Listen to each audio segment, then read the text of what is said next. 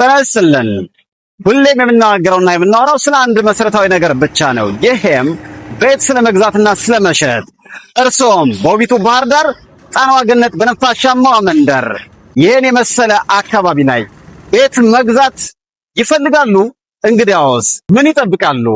በውቢቱ ባህር ዳር ቤት መግዛት ሲፈልጉ እንዲሁም መሸጥ በሚፈልጉበት ሰዓት በ0919843797 እንዲሁም በ0904111117 በመደወል ስለሚገዙት ወይም ስለሚሸጡት ጉዳይ ቢያማክሩን ፈጣን ምላሽና አገልግሎት እንሰጣችኋለን።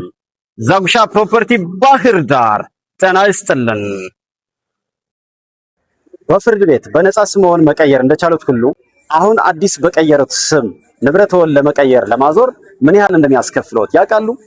ካወቁ ግምቶን ኮሜንት ሴክሽን ላይ ያስቀምጡልን። እናመሰግናለን። እሺ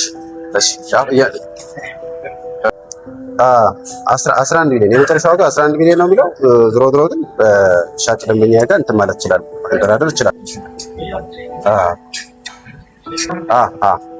እኮ ብያለሁ 11 ሚሊዮን የመጨረሻውን ዝሮ ያለውን ነገር ይችላል።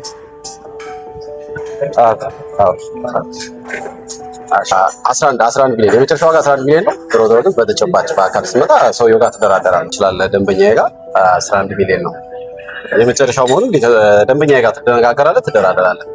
ኦኬ 11 ሚሊዮን ነው። ቀበሌ 11 ብዙም እንዲጠጣ አጥጣው የራስ እሱ ላልተጣው ጤና ይስጥልን። እንደምን አላችሁ? ከሰዓቱ መረጃ ጋር ዛጉሻ ፕሮፐርቲ ሚዲያዎችን ባህር ዳር በደቡብ ኢትዮጵያ ክልል የጭቃ ግንባታ ተከለከለ።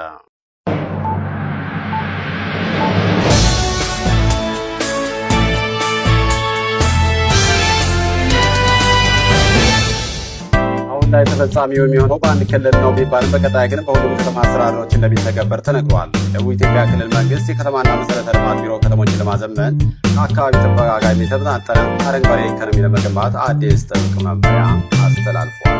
ደብዳቤው ከደረሰበት ቀን ጀምሮ በማንኛውም መዘጋጃ ቤት በኩል የጭቃ ቤት ግንባታ ፈቃድ ማጽደቅ ሙሉ በሙሉ ታግዷል። ማንኛውም ግንባታ ከተማን በሚያዘምኑ ደረጃቸውን በጠበቁ ግንባታዎች ማለትም በብሎኬት በጡብና በተሻለ ቴክኖሎጂ ውጤቶች ብቻ መከናወን እንዳለበት ተገልጿል። ይህ ዛጉሻ ፕሮፐርቲ ሚዲያ ነው። ባህር ዳር። ጤና ይስጥልን።